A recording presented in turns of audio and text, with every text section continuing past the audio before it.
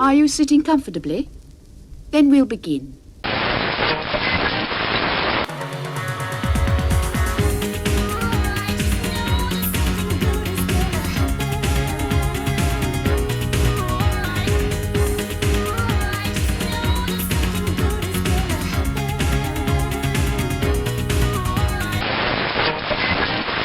There's something special building here. DC Comics and chocolate milkshake. Some things will always be great. DC Comics and chocolate milkshake. Even though I'm 28.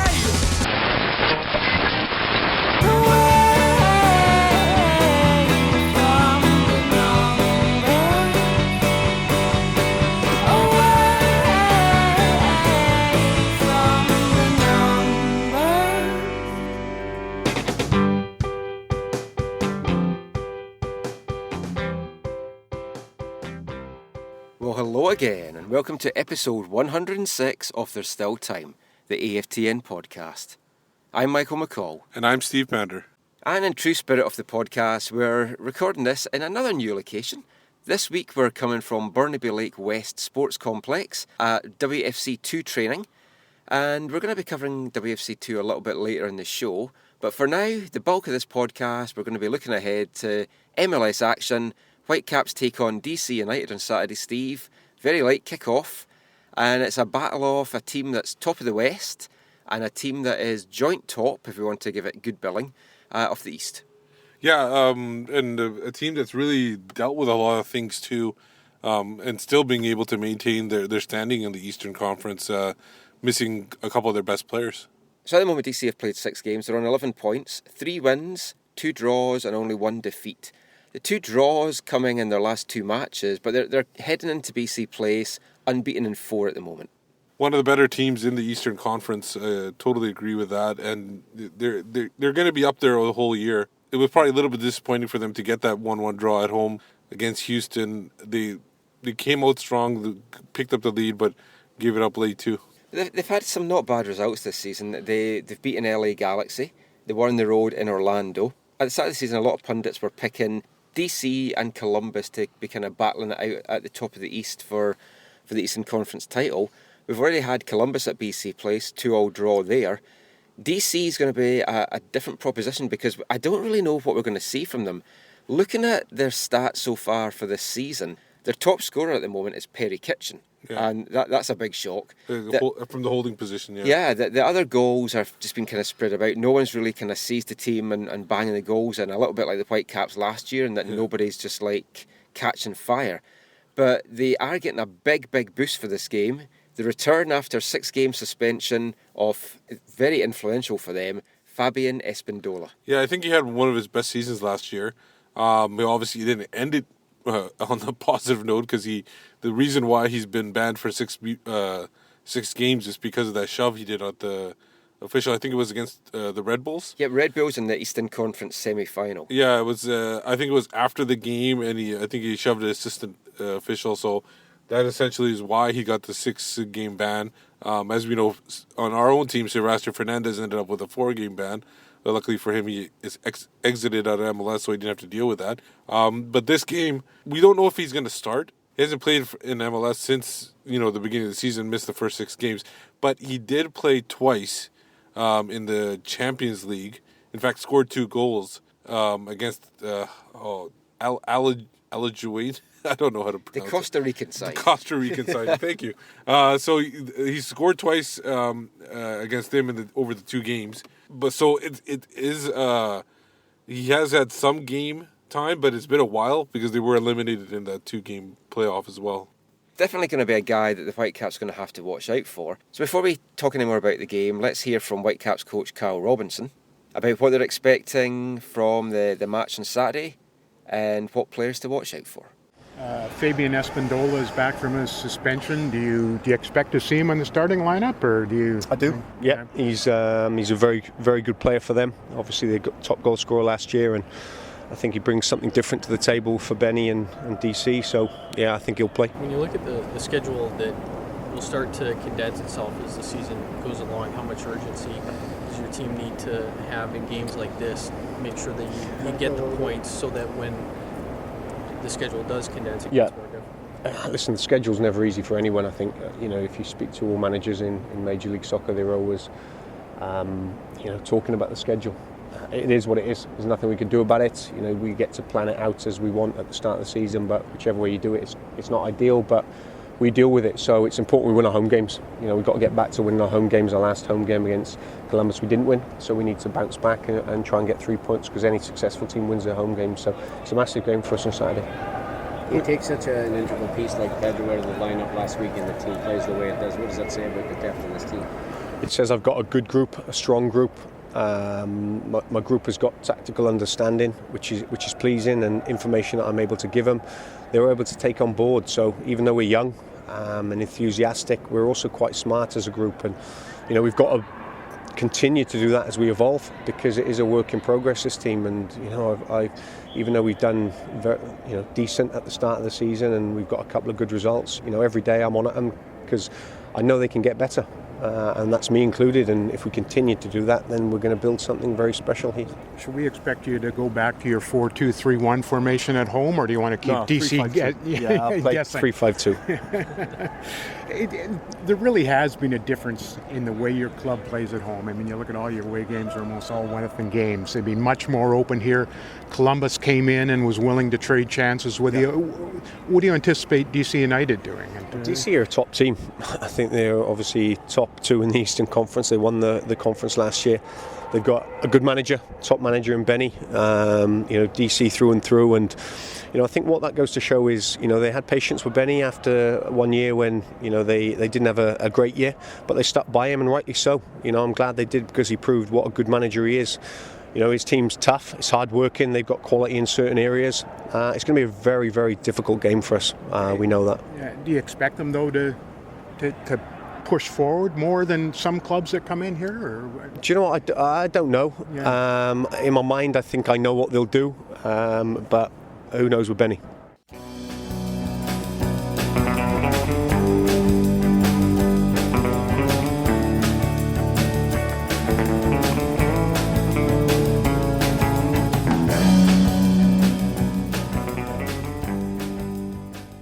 So that was Carl Robinson talking about the upcoming match against DC United this weekend. Let's talk about Vancouver for a bit here. They're coming off an impressive win against Real Salt Lake. There weren't very many weak points in the whole lineup, but there are a lot of people banged up.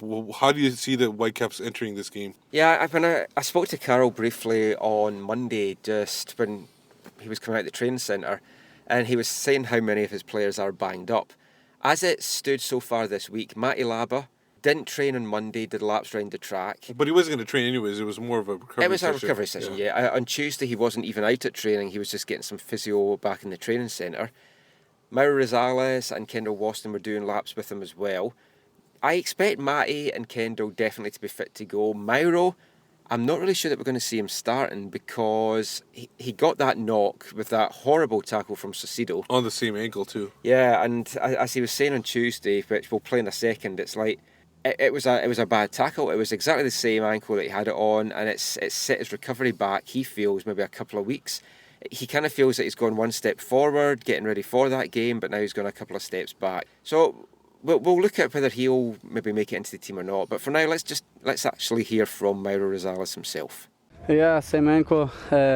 Seems like I have to keep recovering, keep my head off that ankle again. But very confident that I can get through this week. It's going to be difficult to adjust to what I was before, because I was feeling really, really good. But okay, now it's a step backwards. So still dealing with the same pain, but training. At least I'm training with the group, and at least I'm just testing myself to go forward, to go through different kind of pressure in the games, and different kind of what I got in the last game against Salt Lake. It was just really tough, intense, and just trying to move forward and not thinking too much in my ankle. I just try to be with the team, help the team in any aspect I can.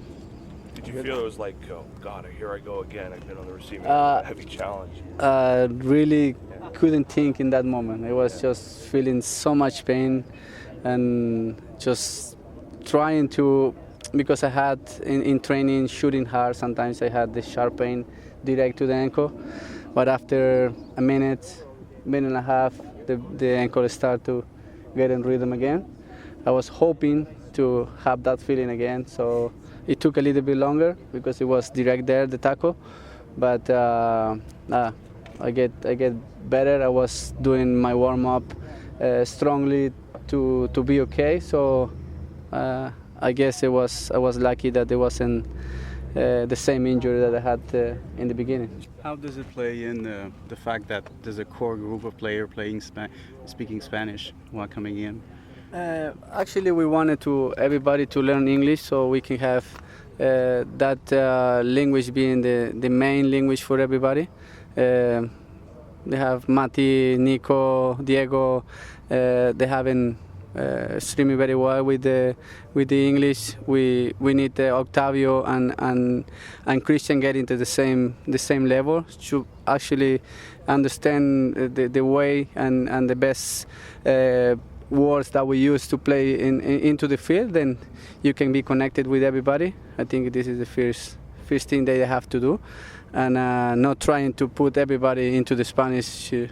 Then make it just the opposite, just being everybody connected with the English, and they have to learn, and we are supporting them to that. We don't want to everybody just speak Spanish and change the language from here. Your thoughts on DC United and facing them?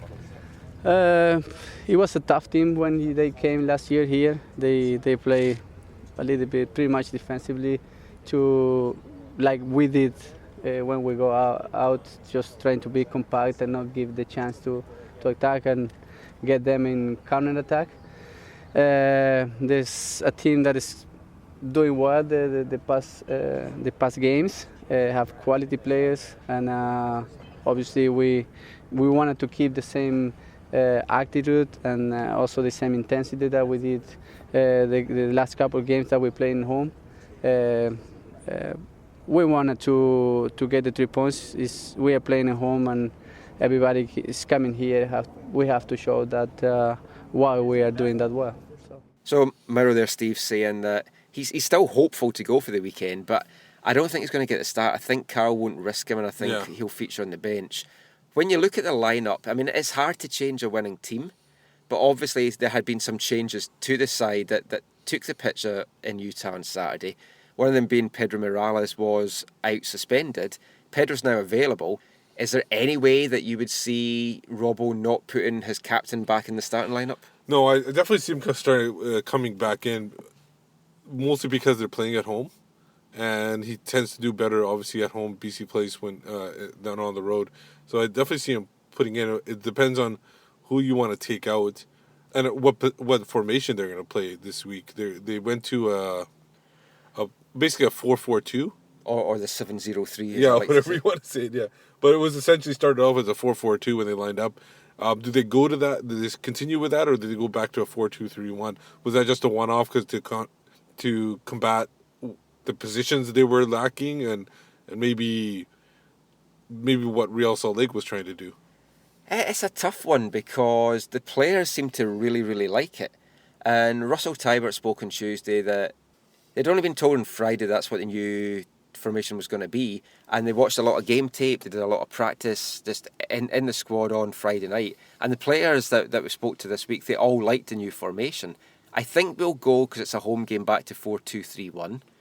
I would see Laba and Teibert being that two-man defensive shield. Obviously Rivera's still up front, Pedro slotting in the number 10 role. You can't take Darren Mattocks out of the team it's hard to take him out. After the way he played, and who'd have thought we'd have been saying that a couple of months ago. But I mean, he's going to be in the team. I think he's probably going to line up on the right. He could line up on the left. I mean, it's the two wing positions that's the only ones that we might have a bit of debate about. Yeah. To me, that's the only two decisions that he has. Now the big wild card, and I don't know how quickly you're going to insert this guy, the new addition, Cristian Techera. He got a new addition. He's just arrived. He was obviously there in in Salt Lake as well. But he's just training first time this week with the team. But he's coming off playing for his Uruguayan team, River Plate. So he's coming off playing for them. Do you put him in the lineup right away and just surprise the hell out of DC, or do you want to hold him off for another opponent? I actually think he will start. And I think what we're going to see is, I think we're going to see Mattocks on the right, and I think we're going to see Techera on the left. And he looks good at training. Yeah, has he impressed that much at training? Yeah, he's been fantastic. Couple of nice little skills. Made Ethan Sampson look ridiculous in one of the moves on Monday, where he kind of turned him inside and out and then did it a second time and then slotted it into the bottom corner. He's fit, he's match fit, he's been playing in the Uruguayan Primera. He's ready to go, he's keen to go, and I think we're going to see him start. The thing, you saying match fit, at 5'2", he has to be match fit, because you don't want an overweight 5'2" player coming onto the field. That's true. And he hasn't looked that, I know he's 5'2", he hasn't looked that tiny, but all the times that I've mainly seen him and taken some photos of him, he has been beside Earnshaw and Mosqueda. Yeah, who I think are like 5'6" or something anyway. So I mean, everyone's wanting to get the money shot of him standing next to Kendall, so I'm sure we're going to get that pretty soon. But no, I think Techera will start. And it's going to be a shame for Nico. He's done well, he's going to drop back to the bench, but then that's going to motivate him more to come on and make an impact off the bench. Yeah. Manny as well. Manny's had his chance in the team, he's done well. I just think it's hard to really get him back in the team. And I actually asked Carol about that, like having all these players at their disposal, how difficult now is it for him picking his team? And he actually feels not difficult at all. So we'll actually hear what Carol said to me. The way that the team is playing, the competition's like really strong just now. It's a nice headache to have, but does it give you a bit of a headache with Techera here now? Just who to pick? No, it doesn't. If I've got 25 places or 30 places, I'm going to have 25 or 30 good players in my locker room, and it's my job to manage them. If I manage them correctly, I'll get the best out of them. And I want them to push each other, because there's something special building here. And we've got off to a decent start, and we've got a couple of difficult games coming up. We've got a difficult game in DC United on Saturday, but one we'll be prepared for, because on our day we can beat anyone. We've shown that, but on our day we can also, if we don't perform to our levels, lose to anyone. And we've got to make sure that those happen less frequently than they did last year. As you heard from Carol, he doesn't think it's a problem. He wants to have, if he could have every single player on the roster, all 25 or 30 of them, ready to challenge for the team, that's what he wants. And that's great, but you are going to have a stage where you're not going to keep these guys happy. And that's the problem that he's going to have. That's the biggest job he has right now at this point, is just to keep everybody not happy by getting him playing time, but just keep him happy knowing that this is best for the team. Because not everyone's going to be like a Paolo Tornaghi that takes it really well and knows that he's going to struggle to get playing time, basically. Yeah. But he's always upbeat, he's always positive, and he's a great guy to have around. Some of these other guys, they're here to make a name for themselves and hopefully go further in their career, so they want to play. Now, do you think this is obviously what was set up, one of the reasons why they had WFC2, a guy like Kakuta who didn't play against RSL and might not get on the pitch against DC United. Do you see him playing, going down to WFC2 and maybe playing a game, or maybe an hour of work? I mean, possibly. For me, that's what the squad is there for. Because they play the next day, essentially. Yeah, right? So I mean, the WFC2 have their second home game on Sunday, and that's against Seattle. Well, for me, that's what the team should be about as well. It's not just developing these young guys. Yeah. It's there to get these guys minutes. So if Scooter isn't playing on Saturday, or even if he comes on for maybe 5 or 10 minutes, I don't see why not put him out there. Yeah. And it might give him the confidence boost of having a dominant performance. Or just playing time. Because he wasn't lacking confidence in the last few games he did appear in. He needs to work on releasing the ball better and or taking shots and not trying to run through everyone. So a scenario where you're playing Seattle, it's a Cascadia derby. Yeah, it's at USL level, but every Cascadia derby matters. Seattle beat Whitecaps 4-0 in the Whitecaps' first ever USL game. So the Whitecaps are out for revenge. Best way to get revenge is to put some top talent out there. Well, I would. I'm not concerned about getting revenge. I'm more concerned about having Kakuta getting some minutes and not going 2 weeks without playing any time at all. I just want results. But no, for his point of view, that he needs to get minutes. Yeah. And there's other guys as well. Depending on how long Hurtado comes on for, this might be a chance. I mean, this is the first time that you're going to have had a Saturday, Sunday where both teams are at home. Yeah. So this is a great chance to see exactly how Robbo wants to use this team. So, I mean, yeah, play Hurtado, play Mane if they don't play much against I think Keon's DC. playing probably too. Yeah. So, we'll talk about that later in a bit. But let's get back to DC United. Yeah, so let's just hear a little bit actually from some of the players. So they're going to set up, some of the Whitecaps players, they'll set up a little bit from what they're expecting from Saturday's game, and just a few other things. So we're going to hear from both of the Whitecaps captains. First of all, the man who led the team in Salt Lake on Saturday, Russell Teibert, and then the man that should be returning for the game against DC United, the Chilean captain, Pedro Morales. How gratifying was that win at Rio Tinto? Not many teams win there. Yeah, it's a big win for us. Big win for the club because we hadn't won there before. And, coming into the Salt Lake's home stadium and getting a result there, 3 points on the road. It's big for our season, but again, it's about making history this year, and we had an opportunity to do it that night, and we did. Is it the difference between this year and maybe past years is the fact you guys are finding a way to score even just the one goal to get a result, and maybe in the past it would be either a draw or maybe even a loss, but this year seems to be different that way. Yeah, we want to. I think one thing we focused on this year is scoring goals and creating this winning mentality. And the culture that we have at this club is that we're a winning club now, and we're out to win games, whether it's on the road or at home. So much to like about the last home game against Columbus, but two home games now already, you've dropped points. Is that something that annoys this team a little bit? I don't think it's an annoyance. I think we're just disappointed with the results because we know we're a good home team, and we know we can get a lot of points at home. We've done it in the past, and we'll continue to do it this year. Pedro, how are you? I'm good. Good. You? I'm very good. Are you refreshed? You must be now, eh? Yeah, I feel good. Just one game rest for my red card, but I'm working last week, and now just wait for Saturday, big game, big team, and have a good opportunity for 3 more points. When you sit out a game like that, do you become even more anxious than when you get back in the lineup? I feel good. I feel motivation for this game. I have I think so, the complete team, I have the motivation for this game. It's a big game. The Whitecaps is the first team in the league now. It's important to go more up. And I have a 3 point difference for another team, but I think so. Have a good preparation for this game. Now wait for play Saturday. When this club is on top of the league, as you guys are right now, do you feel like you guys have to? I mean, there probably is some doubters out there. Is this club for real? Do you feel like you have to? This team as a whole has to continue to prove itself. I think when you have the first position, it's more difficult. No, you need to work more every week, every day, and when you play every weekend, I think so. It's more pressure, no. But the team is young boys, but I have too many good players. I think so. It's good for the team. The pressure every week, but no relaxing the game.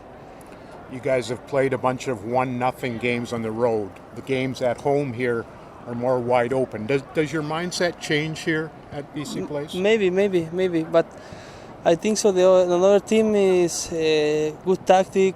Looking maybe the video before coming here, like Columbus. Last game Columbus difficult. I think so. Columbus play very good tactic, but I have now a more situation in the game for change the option now. Do you think DC might come here and be happy with 0-0 and sit back and? Maybe. It's difficult here for another team. I think so. The atmosphere, the turf. Maybe DC United never play turf, but it's advantage for us, no? For the play here in the house. So 22,000 people maybe. I think so. It's very important you win Saturday. So that was some of the Whitecaps players talking about the match with DC. I mean, Steve, we've talked about Espindola. We've talked that Perry Kitchen's leading their goal-scoring charts, but who else do you see as a danger or players that we really have to watch out for on the DC United team? Well, the up front is going to be difficult. Obviously, Espindola's back. You have Arrieta playing up top. I don't think he's played too much, but he's up there. Chris Wolf, the veteran MLS player, he's in there. He scored a really nice free kick last game against Houston. Then you got guys like Luis Silva, Nick DeLeon, and Chris Pontius. Those are the main attackers that you're worried about. Some of them are banged up. Some of them are we'll see what happens. They're missing, obviously, probably one of their best players that they signed last year, Eddie Johnson, who looks like people are talking about his career might be over because of his medical condition. Yeah, has a really serious heart condition. And that's obviously going to be a big. That's been a big loss, and that's what we were talking about earlier. I talked about it right off the bat that it's amazing that they're still up top, missing all these top players in the attacking. And it also looks as well that Steve Birnbaum won't be back. He picked up an injury at the end of March, so it's going to keep him out for 4 to 6 weeks. Yeah, so expected like a centre back pairing of part Canadian Kofi Apare and Bobby Boswell. So those two look like they will be the two that will be defending there. They do have a veteran in Sean Franklin as one of the fullbacks, so that's something they have there. But in Perry Kitchen, like we were talking about in the middle. And the funny thing is about DC United too and Whitecaps, their history. They had that one game in 2011 where it was the last game for Jay Nolly. Everybody remembers that probably. They lost 4-0 there. Ever since then, they haven't been able to beat the Whitecaps. So the Whitecaps are going basically 3 years without this will be their. They went the last 2 years without losing to the DC United, so maybe they keep up that streak. I don't know. Before we get to our predictions, let's hear a little bit from the DC United. So we weren't able to get too much audio sent through from DC United, but let's hear now from Taylor Kemp, who's kind of talking about the Whitecaps game this coming weekend and the return of Fabian Espindola. I mean, everybody's ready to go. We felt like we've given away some points in the last 2 weeks, so we want to go down to Vancouver and get all three. So everyone, I mean, we're in a good mood, but ready and focused, and we want to get the job done down there. They've been flying. They're one of the best in the league right now. They've got a lot of attacking pieces, a lot of speed. They've done really well. We feel like we're well suited to play them though, and it'll be a tough game, but we think we're ready. Exciting to get Fabi back. Silva's been back, but he's still getting to full fitness. So it's exciting, and we're excited to see kind of who we become with some new pieces on the field. And we know things will change, and there will probably still be some kinks to work out here and there, but we're excited to see where we can go from here. Before we finish talking about that, Steve, what's your prediction for the game? How do you see it shaping up? I see it as I give it to the Whitecaps 2-0. I think it's going to be an exciting game. I'm going to give it 2-1 to the Whitecaps. I just think that DC will sneak a goal. I think it might be 2-0 at one point to the Caps, and then DC will sneak a late goal. Which is typical of the Whitecaps, giving up a late goal. Yeah, and then we'll kind of see how they cope after that. But I don't see anything to challenge the league leaders from still being league leaders at the end of Saturday night. So we talked a little bit about Matias Laba earlier in the show. Let's hear from the man himself now. Now, you might have read my pieces on MLSsoccer.com and WhitecapsFC.com on Matias Laba, but here is the extended interview of my chat with him earlier this week. So some of the stuff that was covered in the articles will be in here as well, and along with a few other pieces as well. So let's hear from the Whitecaps defensive linchpin, Argentine defensive midfielder, Matias Laba.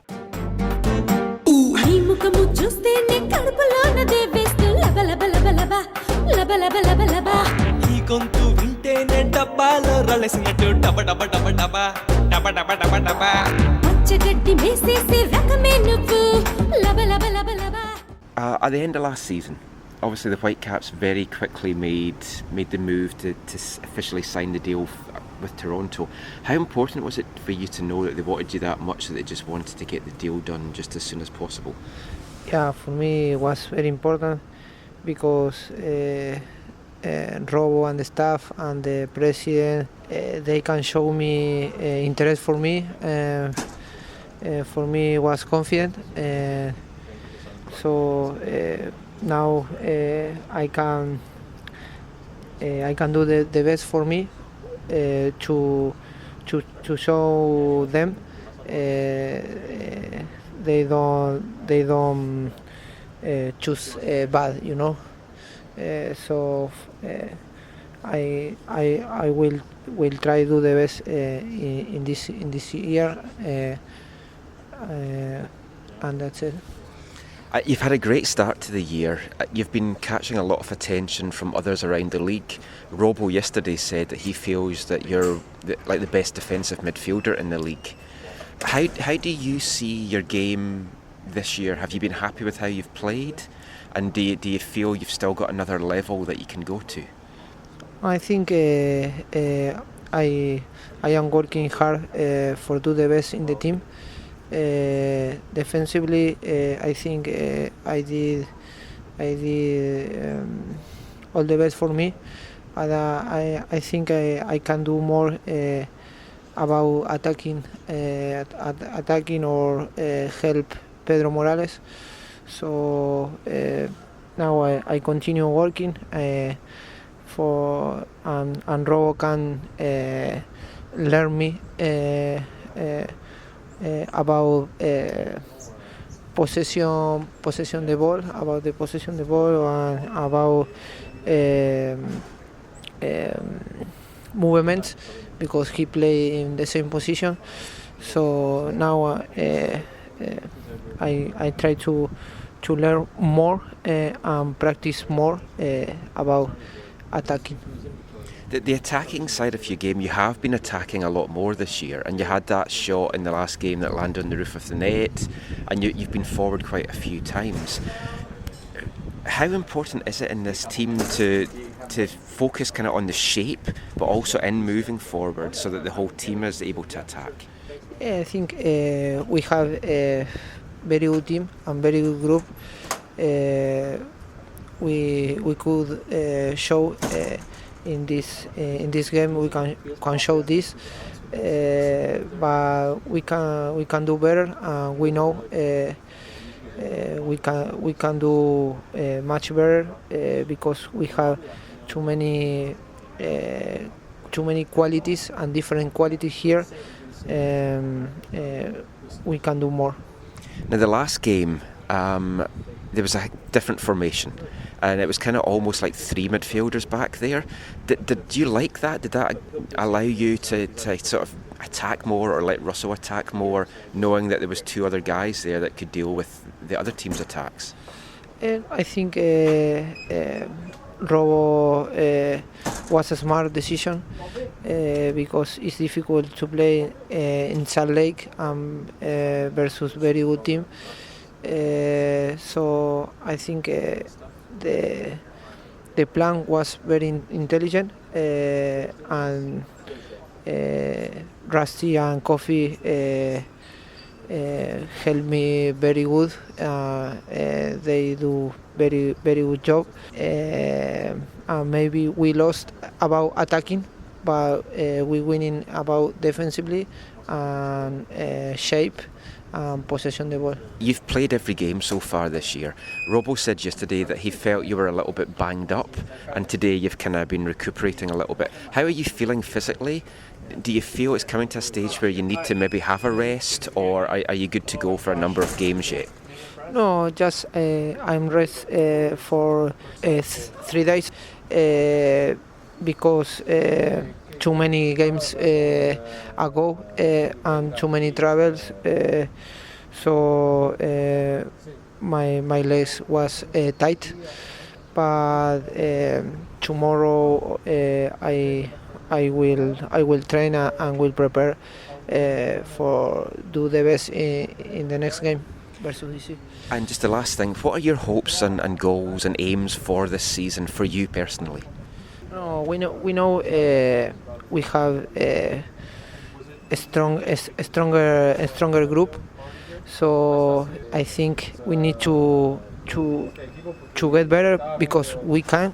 When the games was out, we need to put the first is qualify to the playoff, and after I think we can do the best for making history here. Great, thank you so much for your time, Matty, and good luck for the rest of the season.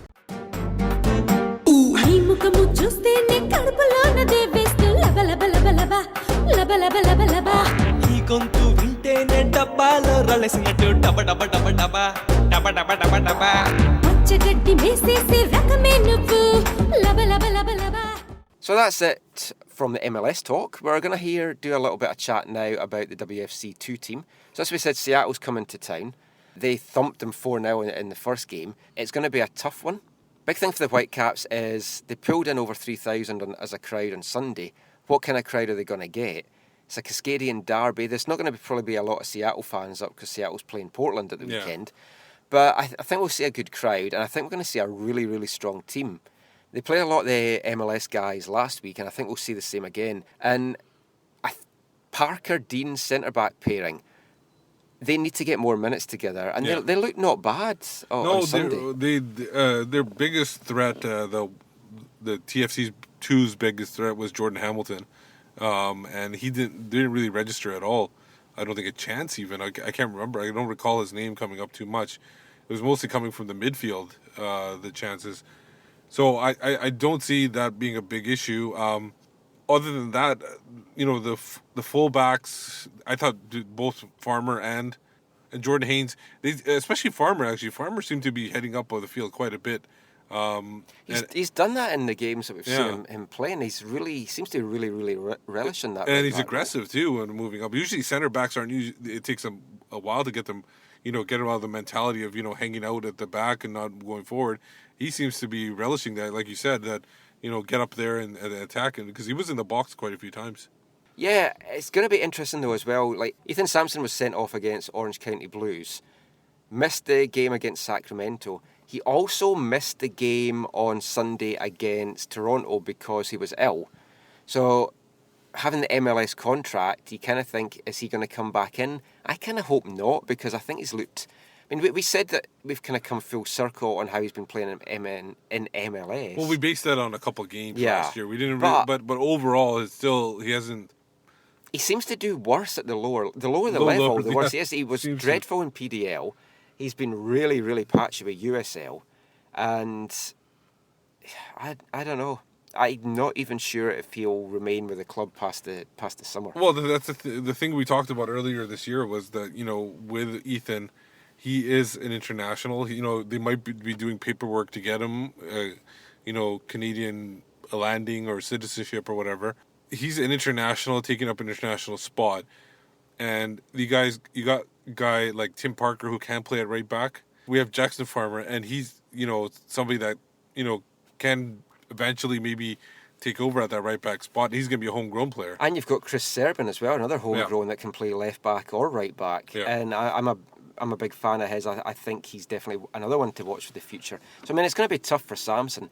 But the good thing about this WFC2 team, aside from, developing our young residency guy and getting minutes for the MLS guy, so taking both those things out of the equation, the other thing is, this year, it lets Robbo and the Caps have a look at a number of these guys to make a decision, is it worth actually any more investment in time with these guys, or should we cut them? Oh yeah, for sure. And there's gonna be some tough decisions down the road, and some of our favorites might be leaving the team. Like last year when Ben Fisk, I still think Ben Fisk is better than some of the players on the MLS team. I mean, he's gone to Spain now, and he's doing really well and loving it, and he's got a great life down there. So yeah, but the thing is I thought he was, and he's a favorite of mine. I thought he was good, but we don't see the same game, or the player the same way that the coaches do. So, I mean, they will make their mind up on a number of these guys, and what we're needing to see is a few of these guys stepping up and kind of showing that they deserve to be part of the Whitecaps, but also they deserve their shot in MLS, because they're not also going to want to keep guys hanging around just that's going to play USL, because they're wanting to freshen that up constantly. Yeah, they're basically they have the residency players there. They'll have obviously the MLS players coming down, and then they're going to use a whole bunch of spots for, almost like a scouting team. You scout these players the whole year through and see if they're good enough to play in MLS. Guys like Victor Blasco, Brent Levi. If they keep improving, they can eventually get MLS contracts. If they're not, then that's where you let them go and bring, like you said, freshen it up, bring some other players in. Yeah, and they won't be afraid to do that, and they won't be afraid to make those tough decisions. So as we say, Whitecaps 2, hosting Seattle 2 on Sunday, 3 o'clock at Thunderbird. Get along to it if you can. It's a great day out. And this is an instant, like a couple of things about that. First of all, if you're wanting to get parking close to the stadium, get there as early as possible. Parking is very limited. A lot of people have to, where I was standing there on the outside, a lot of people got to get sent away to park like 10 minutes away and had to walk all the way down. So if you want to get parking, quickly get it.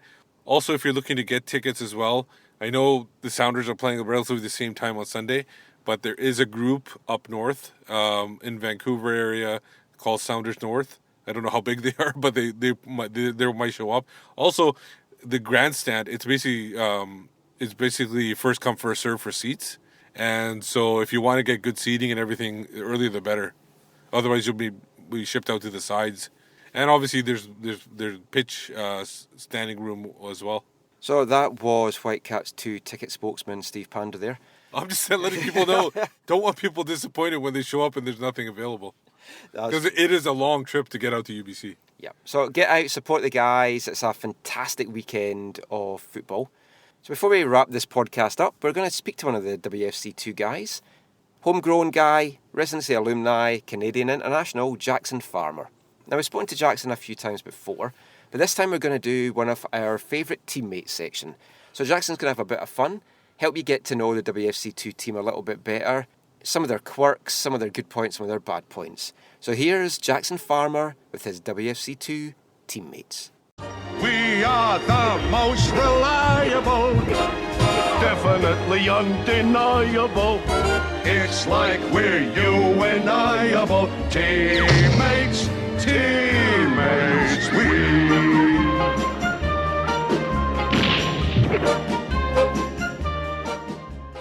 So we're joined by Jackson Farmer now, and we're going to do our first WFC2 teammates. So Jackson, have a little bit of fun with this.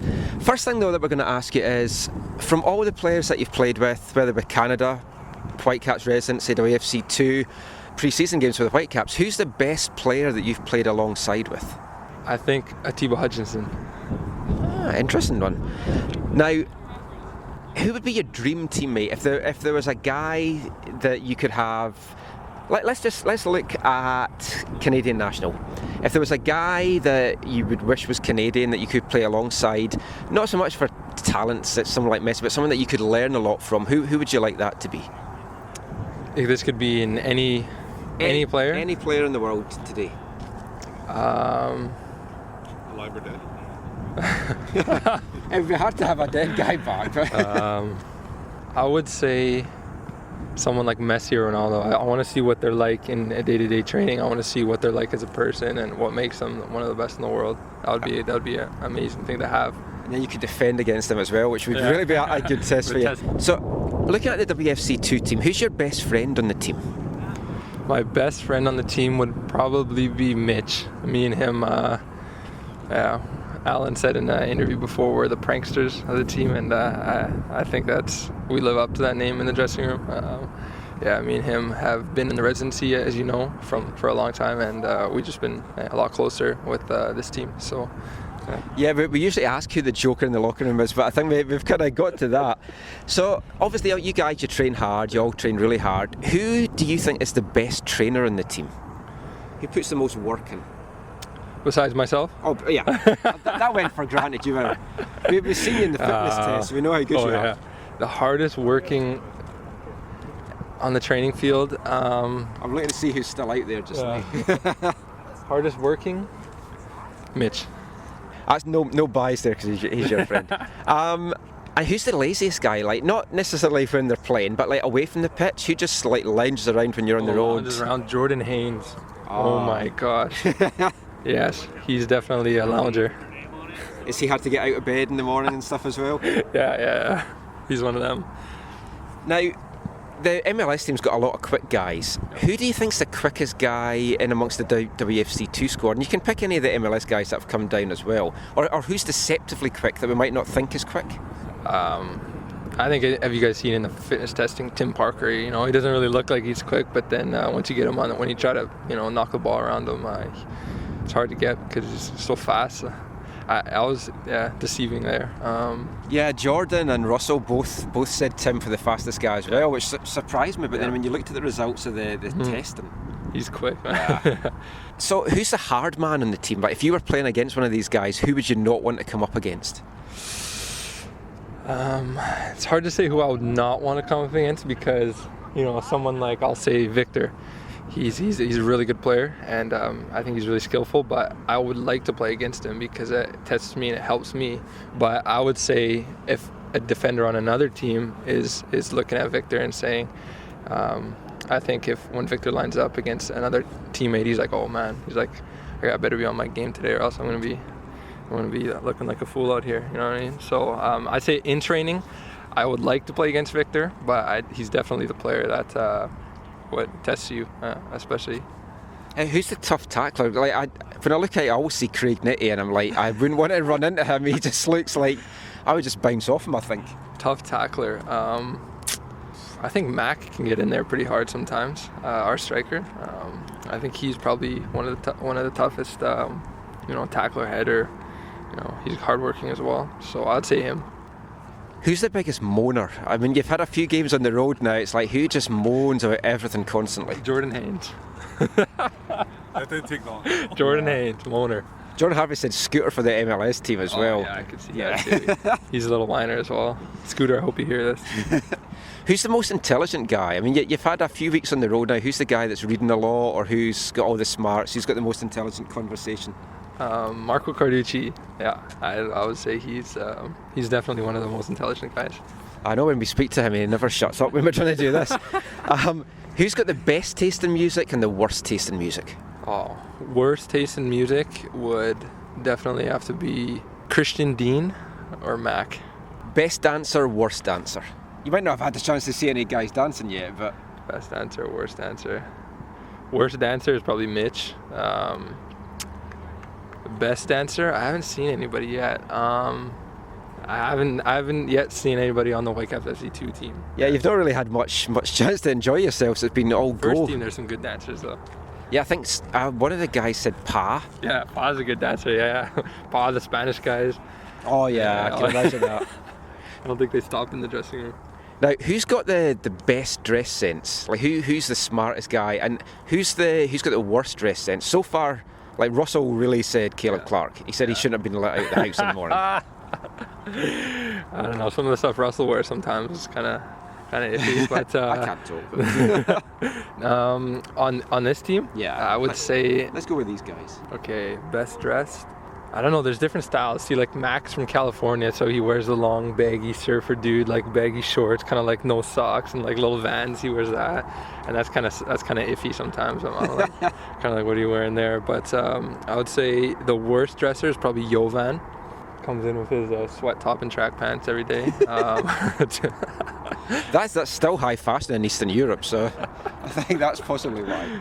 So now let's look at like best haircut, worst haircut. Now, I hate to say this, but Russell said you had the worst haircut when we spoke to him. I don't think it's that bad. Well, when I had hair, I think I had the best hair because, but when they shaved it off, definitely you can't really talk about it because it wasn't my choice. But the best haircut, I don't know. I think Sam's got something good there. I would say, yeah, maybe Eric Hurtado sometimes. I don't know what he thinks of. Like Russell said, he's about to change his haircut because he said too many folks got man buns now. So who knows what on earth he's going to come up with next. On this team, the worst haircut, Jordan Haynes, and I don't know. Best haircut, maybe Spencer Ritchie. Just kind of got that flow going, that California laid-back flow again. Washington, you know what I mean? And the last thing to ask you, who's the longest in the shower? Like, who's the guy that just can't get out of there?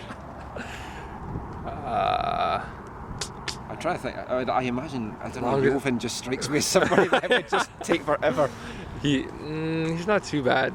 He's in the mirror a couple times. He's in the mirror most. Maybe, I don't know, Brett Levi's, maybe? Likes to just chill in there. Well, he's from Saskatchewan, it's so cold. Just wants the heat. That's great. Thanks so much, Jackson, for doing this, and good luck for the rest of the season. Thank you. Cheers, man. Thanks a lot. We are the most reliable, definitely undeniable. It's like we're you and I-able. Teammates, we.